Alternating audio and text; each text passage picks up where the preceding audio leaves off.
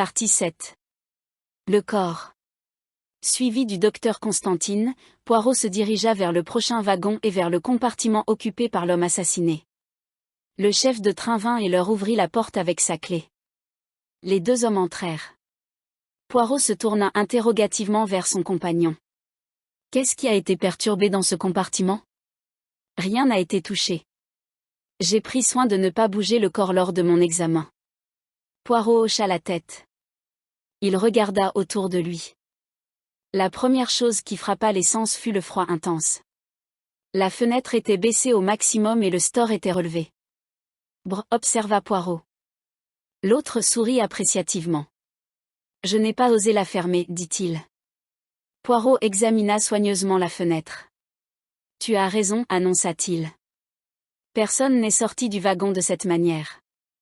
Peut-être que la fenêtre ouverte était censée suggérer que quelqu'un l'avait fait, mais si c'était le cas, la neige a contrecarré l'intention du meurtrier. » Il examina attentivement le cadre de la fenêtre.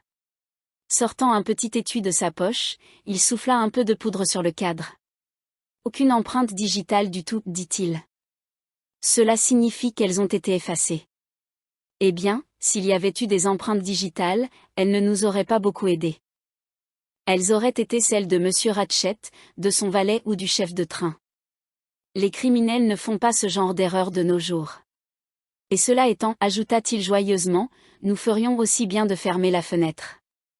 Positivement, il fait un froid de congélation ici. » Il accompagna le geste à la parole, puis porta son attention pour la première fois sur la figure immobile allongée dans le lit. Ratchett était couché sur le dos. Sa veste de pyjama, tachée de taches rouillées, avait été déboutonnée et jetée en arrière. « Il fallait que je voie la nature des blessures, vous comprenez, expliqua le docteur. Poirot acquiesça. Il se pencha sur le corps.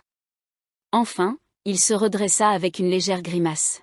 « Ce n'est pas joli, dit-il. Quelqu'un a dû se tenir là et le poignarder encore et encore. Combien de blessures y a-t-il exactement ? J'en compte 12. Une ou deux sont si légères qu'elles sont pratiquement des égratignures. En revanche, au moins 3 seraient capables de causer la mort. » Quelque chose dans le ton du docteur attira l'attention de Poirot. Il le regarda vivement. Le petit grec se tenait debout, fixant le corps avec un froncement de sourcils perplexe. « Quelque chose vous semble étrange, n'est-ce pas ? Demanda-t-il gentiment. « Parle, mon ami. Il y a quelque chose ici qui vous intrigue ? » Vous avez raison, reconnut l'autre. Qu'est-ce que c'est ? Vous voyez ces 2 blessures ici et là, indiqua-t-il. Elles sont profondes. Chaque coup doit avoir sectionné des vaisseaux sanguins et pourtant, les bords ne sont pas béants. Elles n'ont pas saigné comme on aurait pu s'y attendre. Ce qui suggère que l'homme était déjà mort depuis un petit moment lorsqu'elles ont été infligées. Mais c'est sûrement absurde. Il semblerait, dit Poirot pensivement. À moins que notre meurtrier ne se soit dit qu'il n'avait pas accompli son travail correctement et soit revenu pour s'en assurer, mais cela est manifestement absurde. Autre chose ? Eh bien, juste une chose. Et celle-ci ? Vous voyez cette blessure ici, sous le bras droit, près de l'épaule droite. Prenez ce crayon à moi. Pourriez-vous infliger un tel coup ? Poirot leva la main. Précisément, dit-il. Je vois. Avec la main droite, c'est extrêmement difficile, presque impossible. On devrait frapper en revers, pour ainsi dire. Mais si le coup était porté avec la main gauche ? Exactement, monsieur Poirot. Ce coup a presque certainement été porté avec la main gauche. Donc notre meurtrier est gaucher ? Non, c'est plus difficile que ça, n'est-ce pas ? Comme vous le dites, monsieur Poirot. Certains de ces autres coups sont tout aussi évidemment de la main droite. 2 personnes. Nous en revenons encore à 2 personnes, murmura le détective. Il demanda abruptement, la lumière électrique était-elle allumée ? C'est difficile à dire. Vous voyez, elle est éteinte par le chef de train tous les matins vers 10 heures. Les interrupteurs nous le diront, dit Poirot. Il examina l'interrupteur de la lumière supérieure et également celui de la lampe de chevet. Le premier était éteint. Le second était fermé. Eh bien, dit-il pensivement. Nous avons ici une hypothèse du premier et du deuxième meurtrier, comme le grand Shakespeare le dirait. Le premier meurtrier a poignardé sa victime et a quitté le compartiment, éteignant la lumière. Le deuxième meurtrier est entré dans l'obscurité, n'a pas vu que son ouvrage avait été fait, et a poignardé au moins 2 fois un corps sans vie. Que pensez-vous de cela? Magnifique, dit le petit docteur avec enthousiasme. Les yeux de l'autre pétillaient. Vous le pensez? Je suis content. Cela me semblait un peu comme des bêtises. Quelle autre explication peut-il y avoir? C'est justement ce que je me demande. Avons-nous ici une coïncidence, ou quoi? Y a-t-il d'autres incohérences, telles qui pourraient indiquer que 2 personnes sont impliquées? Je pense pouvoir dire oui. Certains de ces coups, comme je l'ai déjà dit, indiquent une faiblesse, un manque de force ou un manque de détermination. Ce sont des coups faibles, des coups glissants. Mais celui-ci ici et celui-ci encore une fois, il pointa. Une grande force était nécessaire pour ces coups. Ils ont pénétré dans le muscle. Ils ont été, à votre avis, infligés par un homme? Très certainement. Ils ne pouvaient pas avoir été infligés par une femme? Une femme jeune, vigoureuse, athlétique aurait pu les frapper, surtout si elle était prise par une forte émotion, mais c'est à mon avis hautement improbable. Poirot se tut un moment ou 2. L'autre demanda anxieusement, vous comprenez mon point? Parfaitement, dit Poirot. La situation commence à se clarifier merveilleusement. Le meurtrier était un homme de grande force, il était faible, c'était une femme, c'était une personne droitière, c'était une personne gauchère. Ah! C'est rigolo, tout ça. Il parla avec une soudaine colère. Et la victime, que fait-elle dans tout ça? Crie-t-elle? Se débat-elle? Se défend-elle? Il glissa sa main sous l'oreiller et sortit le pistolet automatique que Ratchet lui avait montré la veille. Entièrement chargé, vous voyez, dit-il. Ils regardèrent autour d'eux. Les vêtements de jour de Ratchet étaient suspendus au crochet sur le mur. Sur la petite table formée par le couvercle du lavabo se trouvaient divers objets. Des fausses dents dans un verre d'eau. Un autre verre, vide. Une bouteille d'eau minérale. Une grande flasque. Un cendrier contenant le bout d'un cigare et quelques fragments de papier carbonisé, ainsi que 2 allumettes brûlées. Le docteur prit le verre vide et le renifla. Voici l'explication de l'inertie de la victime, dit-il calmement. Drogué? Oui. Poirot hocha la tête. Il ramassa les 2 allumettes et les examina attentivement. Vous avez donc un indice, demanda le petit docteur avec enthousiasme. Ces 2 allumettes sont de formes différentes, dit Poirot. L'une est plus plate que l'autre. Vous voyez? C'est le genre qu'on trouve dans le train, dit le docteur. Dans des enveloppes en papier. Poirot fouillait dans les poches des vêtements de Ratchet. Finalement, il sortit une boîte d'allumettes. Il les compara soigneusement avec celles brûlées. La plus ronde est une allumette allumée par Monsieur Ratchet, dit-il. Voyons s'il avait aussi le type plus plat. Mais une recherche supplémentaire ne montra aucune autre allumette. Les yeux de Poirot fouillaient la pièce. Ils étaient vifs et perçants comme ceux d'un oiseau. On sentait que rien n'échappait à leur examen attentif. Avec un petit cri, il se pencha et ramassa quelque chose par terre. C'était un petit carré de batiste, très délicat. Dans un coin était brodée une initiale, H. Un mouchoir de femme, dit le docteur. Notre ami le chef de train avait raison. Une femme est impliquée dans cette affaire. Et elle laisse son mouchoir derrière elle de la manière la plus commode, dit Poirot. Exactement comme cela se passe dans les livres et les films, et pour nous faciliter encore plus les choses, il est marqué d'une initiale. Quelle chance pour nous, s'exclama le docteur. N'est-ce pas, dit Poirot. Quelque chose dans son ton surprit le docteur, mais avant qu'il puisse demander des éclaircissements, Poirot avait plongé une fois de plus par terre. Cette fois, il tenait dans la paume de sa main, un nettoyeur de pipe. C'est peut-être la propriété de Monsieur Ratchet, suggéra le docteur. Il n'y avait pas de pipe dans l'une de ses poches, ni de tabac ou de pochette à tabac. Alors c'est un indice. Oh. Certainement. Et encore une fois, déposé très commodément. Un indice masculin, cette fois, vous remarquez. On ne peut pas se plaindre de ne pas avoir d'indices dans cette affaire. Il y a ici des indices en abondance. Au fait, qu'avez-vous fait de l'arme? Il n'y avait aucun signe d'une arme. Le meurtrier doit l'avoir emportée avec lui. Je me demande pourquoi, médita Poirot. Ah! Le docteur avait exploré délicatement les poches du pyjama du mort. J'ai négligé ceci, dit-il. J'ai déboutonné la veste et l'ai jetée en arrière. De la poche de poitrine, il sortit une montre en or. Le boîtier était enfoncé violemment, et les aiguilles indiquaient 1/4 d'heure et 1. Vous voyez, s'écria Constantine avec empressement. Cela nous donne l'heure du crime. Cela correspond à mes calculs. Entre minuit et 2 heures du matin, c'est ce que j'ai dit, et probablement vers 1 heure du matin, bien qu'il soit difficile d'être précis en ces matières. Eh bien, voici la confirmation. 1/4 passé 1. C'était l'heure du crime. C'est possible, oui. C'est certainement possible. Le docteur le regarda curieusement. Vous me pardonnerez, monsieur Poirot, mais je ne vous comprends pas tout à fait. Je ne me comprends pas moi-même, dit Poirot. Je ne comprends rien du tout. Et, comme vous le percevez, cela me préoccupe. Il soupira et se pencha sur la petite table pour examiner le fragment de papier carbonisé.